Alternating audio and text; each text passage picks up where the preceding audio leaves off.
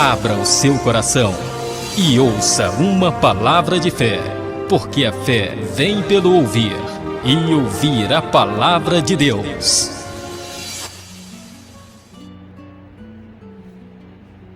Meu amigo e minha amiga, seja muito bem-vindo, seja muito bem-vinda a mais um Momento da Palavra. Eu sou o professor Carlos Albuquerque e no Momento da Palavra nós lemos a Palavra de Deus na sequência em que ela se encontra, ou seja, de Gênesis a Apocalipse. A cada vídeo do Momento da Palavra nós lemos um capítulo da Bíblia Sagrada e ao final da leitura, nós fazemos um breve comentário a respeito do texto lido, para que possamos, eu e você, sermos abençoados com o entendimento da palavra de Deus. E no momento da palavra de hoje, nós veremos o capítulo 38 do livro de Gênesis, o primeiro livro da Bíblia. Nós leremos então Gênesis 38, que diz o seguinte: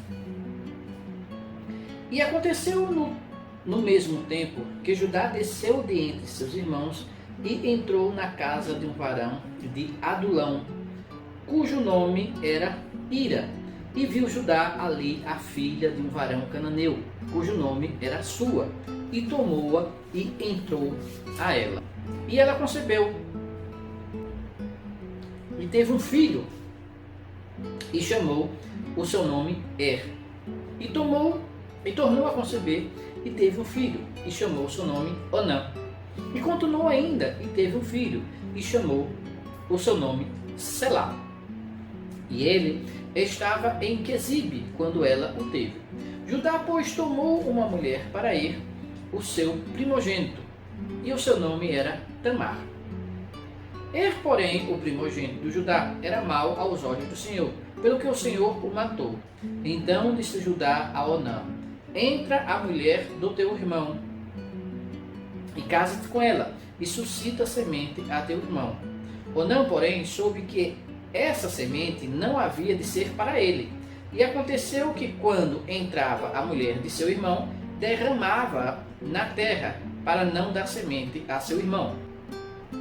E o que fazia era mal aos olhos do Senhor, pelo que também o matou.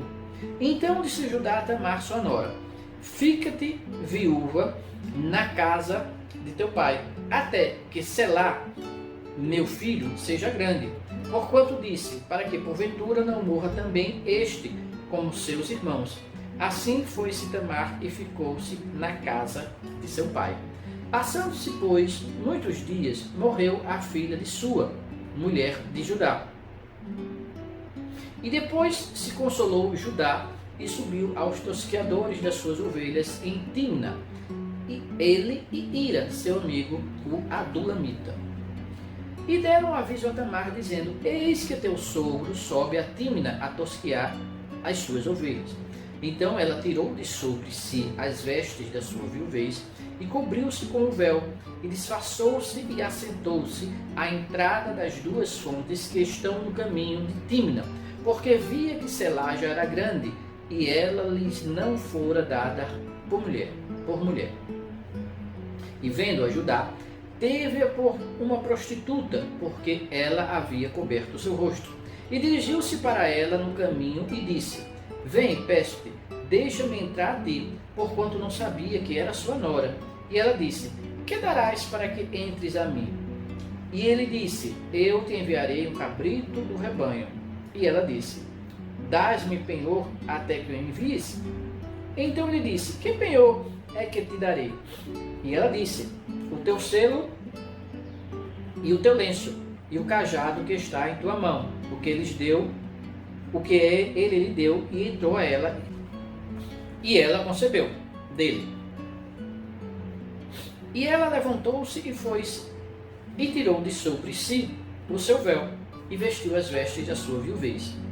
E Judá enviou o cabrito por mão do seu amigo, o Adulamita, para tomar o penhor da mão da mulher, porém não achou. E perguntou aos homens daquele lugar, dizendo: Onde está a prostituta que estava no caminho junto às duas fontes? E disseram: Aqui não esteve prostituta alguma. E voltou a Judá e disse: Não achei, e também disseram os homens daquele lugar: Aqui não esteve prostituta. Então disse Judá: Tome-o ela, para que porventura não venhamos a cair em desprezo. Eis que tenho enviado este cabrito, mas tu não achaste. E aconteceu que quase 3 meses depois deram aviso a Judá, dizendo: Tamar, tua nora, adulterou, e eis que está pejada do adultério. Então disse Judá: Tirai-a fora para que seja queimada. E tirando-a fora, ela mandou dizer a seu sogro: Do varão de quem são estas coisas eu concebi. E ela disse mais: Conhece, peço-te, de quem é este selo, e estes lenços, e este cajado. E conheceu Judá e disse: Mais justa é ela do que eu, porquanto não a tenho dado a Selá, meu filho, e nunca mais a conheceu. E aconteceu ao tempo de dar à luz, que havia gêmeos em seu ventre. E aconteceu, dando à luz, que um pôs fora a mão, e a parteira tomou-a, e atou em sua mão um fio roxo, dizendo: Este saiu primeiro. Mas aconteceu que, tornando ele a recolher a sua mão, eis que saiu seu irmão. E ela disse: Como tens tu rompido? Sobre ti é a ruptura. E chamaram o seu nome Perez. E depois saiu seu irmão, em cuja mão estava o fio roxo, e chamaram o seu nome Zerá. Amém? Meu amigo e minha amiga, este foi mais um capítulo do livro de Gênesis, aqui no Momento da Palavra. E como eu tenho dito, todo o texto bíblico, ele contém muitas verdades, e esse texto não é diferente. Aqui, nós constatamos algumas informações muito importantes, e eu quero destacar algumas. Veja, no começo do capítulo, diz que Judá, um dos filhos de Jacó, ele desceu de entre seus irmãos, ou seja, ele se afastou dos seus irmãos e entrou na casa de um varão de Adulão, cujo nome era Ira. Este varão, lá na região onde este varão estava, Judá viu a filha de um varão cananeu, de um homem cananeu, de nome Sua, e casou-se com ela. O texto diz: tomou-a e entrou a ela. Casou-se com ela e teve relações sexuais com ela e teve filhos com ela. E veja, o texto diz que os filhos foram o primogênito, depois Conã e depois Selá. Ele teve 3 filhos. E o texto diz que Judá, filho de Jacó, irmão de José, ele tomou uma mulher, ele buscou uma mulher para casar com seu primogênito, o E o texto diz que filho de Judá, não era uma boa pessoa e que morreu. O texto fala que o Senhor o matou. É uma forma como os hebreus viam a morte. Achavam que Deus que providenciava a morte para uma pessoa não era uma boa pessoa. Então diz que ele morreu, e aí Judá disse para o seu irmão de Onã, que deveria casar-se com a viúva, a esposa de e procriar, fazer filhos na viúva de Mas aí Onã teve o conhecimento de que os filhos que ele gerasse na irmã, na viúva do seu irmão, não seriam filhos dele, não seriam contados como filhos de Onã, mas como filhos de E era justamente por isso que Judá pediu para que Onã fizesse isso. Esse costume, veja, eu já falei aqui em outros capítulos, em outras leituras, que nem tudo que está escrito na Bíblia significa que Deus orientava desta forma ou Deus concordava com esse comportamento. Então, esse é um costume cultural, é uma cultura do povo. Eu já falei, citei outros comportamentos que são culturais, que eram culturais, pelo menos, nos capítulos anteriores. Este é mais um. Nós veremos mais para frente, quando Moisés fala das leis de Deus, uma coisa chamada levirato. Era justamente isso. Veja, como eu já comentei, essas famílias eram tribos, e a organização familiar, a organização social, ela se dividia em tribos e clãs. E a organização familiar era uma organização familiar clânica. Ou seja, todos que participavam do clã era como se fosse uma família única, quase como um corpo único.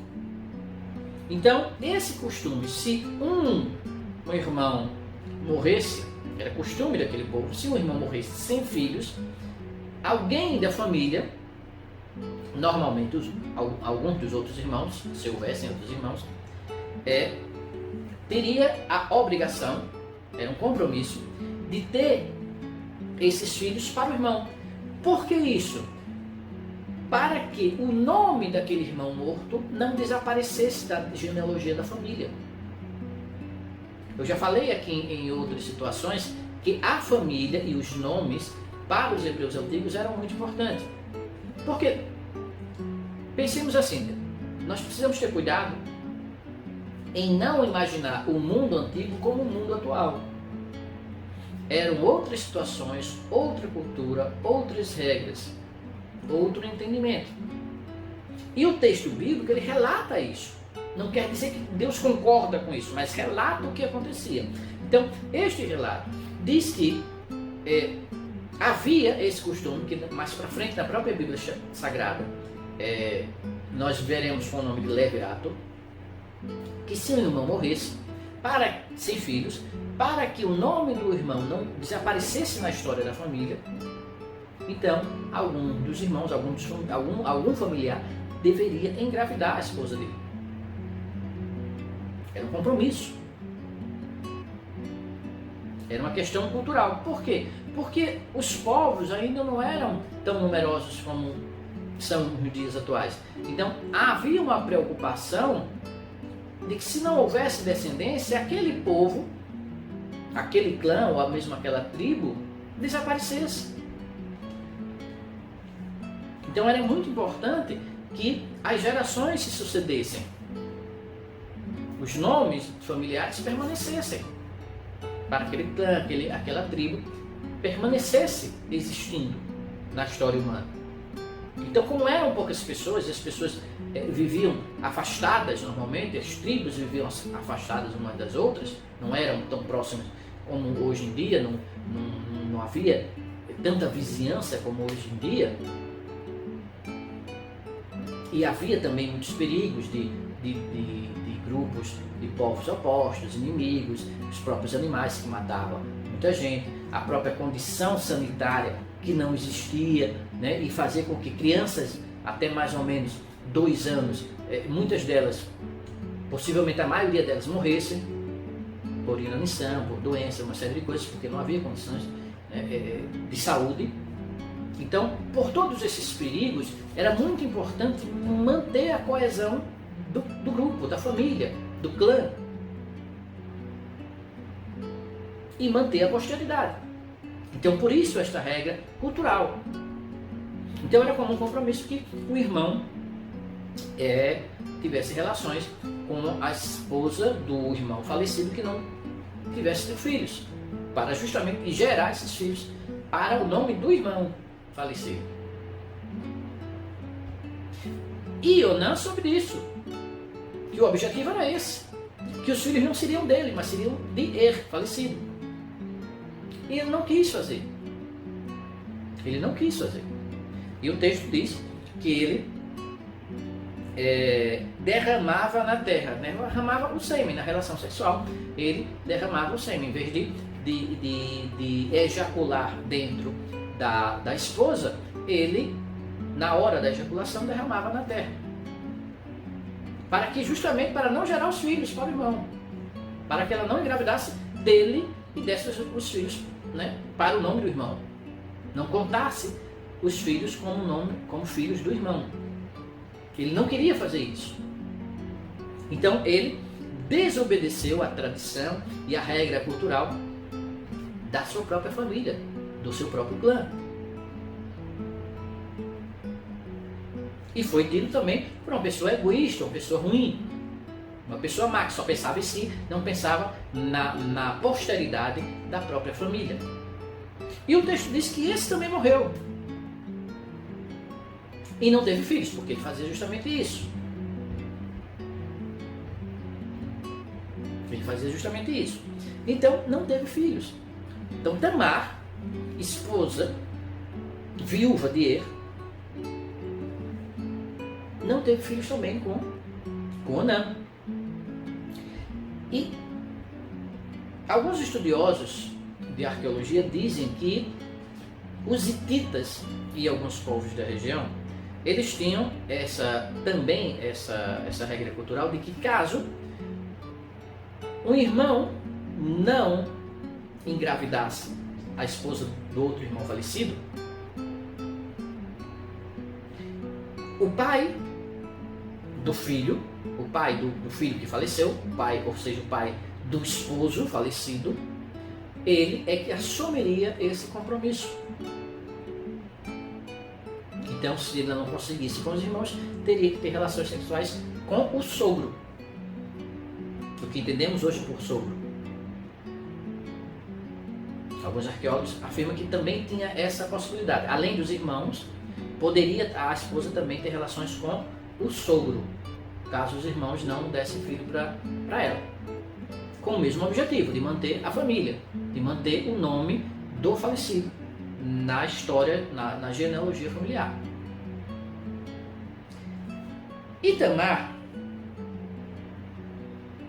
foi prometida Tamar por Judá, de que o outro filho dele, o outro filho de Judá, Selá, que ainda era criança, quando crescesse, teria relações sexuais com ela, casaria com ela, para justamente cumprir o levirato, como falei, ou seja, dar filhos ao irmão mais velho que havia morrido. Muito bem. Acontece que Judá não deu Selá para ela. Ela tinha voltado para a casa do pai, por ser viúva.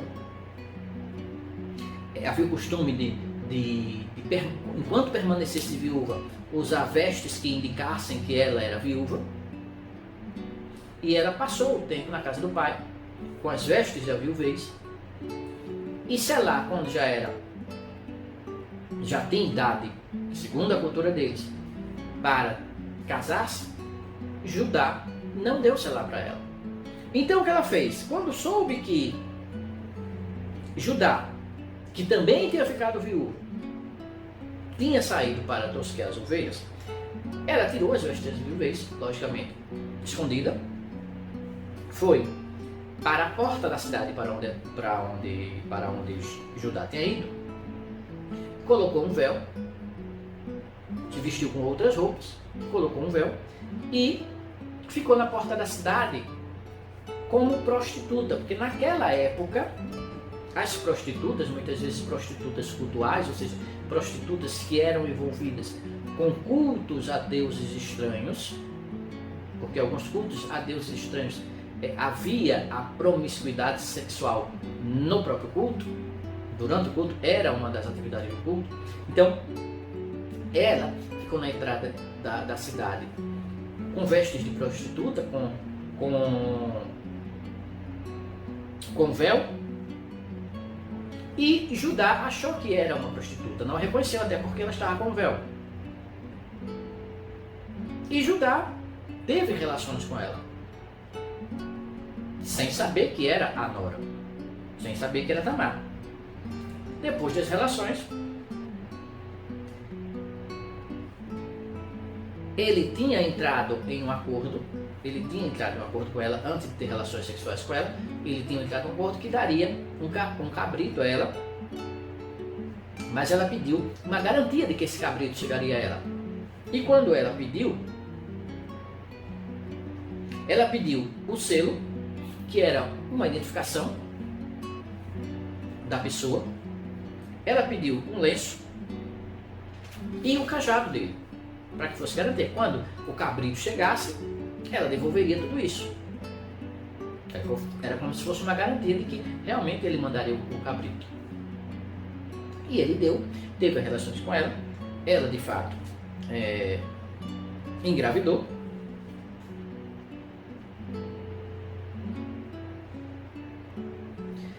E aconteceu que ela voltou, depois dessas relações sexuais ela voltou. Quando a barriga começou a ficar visível, o povo das redondezas, onde Judá estava morando, percebeu que ela estava grávida e avisou a Judá, disse: olha, ela está viúva, não teve, os dois irmãos morreram, os dois irmãos morreram, não teve filhos com nenhum deles, e apareceu grávida, então ela adulterou. E ele iria puni-la, como chefe da família, daquela família, iria puni-la. Acontece que quando ela foi chamada, ela disse: olha, a pessoa que é pai do menino, da criança que vai nascer, ela me deu essas coisas aqui. Era justamente aquilo que ela havia pedido para ajudar como garantia. O lenço, o cajado e o selo. E ele disse: olha, é dele. E Judá reconheceu que de fato era dele. E aí se lembrou de que ele deveria ter dado selar para ela, para gerar a posteridade de ele. Então ele se reconhece: ela é mais justa do que eu, porque a minha parte eu não cumpri. E ela, para não deixar o meu filho sem geração na posteridade, ela fez isso. Então ela é mais justa do que eu. Veja, tudo isso são costumes culturais. O fato dela ter feito isso, como eu falei, alguns historiadores e arqueólogos dizem que era permitido isso, era costume que a nora, caso não conseguisse ter filhos com os irmãos do marido falecido, poderia ter relações com o sogro. Então, não era considerado um erro, um pecado, um adultério nessa situação, porque ela estava cumprindo o direito dela, segundo a cultura. Isso não quer dizer que Deus aprovava isso, mas quer dizer que as pessoas da região aprovavam, sim, numa necessidade desse tipo de relação. Não era mais considerado um crime, não era mais considerado um adultério. Então, Judá reconheceu o erro, porque ele deveria ter oferecido o outro irmão, o irmão menor, quando cresceu, e não ofereceu. E entendeu que Tamar fez isso para dar descendentes a ele, o primeiro marido dela, que havia falecido sem filhos. Então, essa era uma questão cultural que a Bíblia relata. Não quer dizer que a palavra de Deus aprova, mas relata. É assim que aconteceu e a Bíblia está relatando. Nós veremos que através dessa geração, evidentemente veremos mais para frente, bem mais para frente, que dessa geração é que vem Davi e que depois Salomão, etc., até o nosso Senhor Jesus Cristo. Por quê? Os pensamentos de Deus parecem loucura,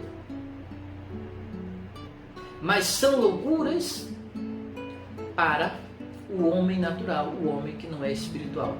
Deus sabe os caminhos que toma para fazer a sua obra.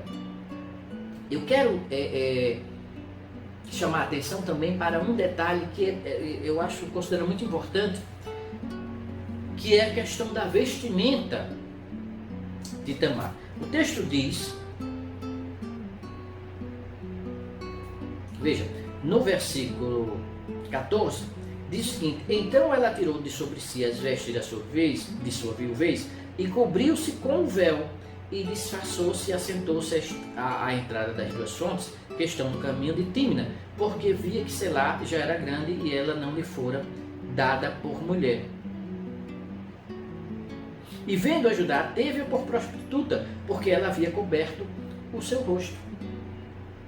Veja, aqui, nesse texto do Antigo Testamento, nesta cultura, neste tempo, nessa região, o fato de cobrir o rosto com o véu indicava que aquela mulher era prostituta.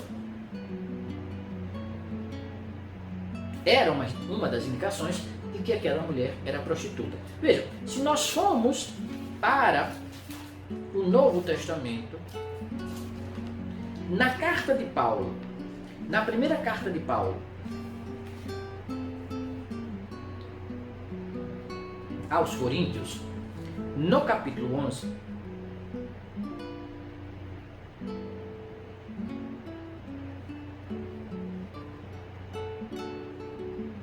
versículo 4, a partir do versículo 4, diz o seguinte: todo homem que ora ou profetiza, tendo a cabeça coberta, desonra a sua própria cabeça. Mas toda mulher que ora ou profetiza com a cabeça descoberta, desonra a sua própria cabeça, porque é como se estivesse rapada. Porque se a mulher não se cobre com o véu, tosquice também. Mas se para a mulher é coisa indecente tosquiar-se ou rapaz, que ponha o véu.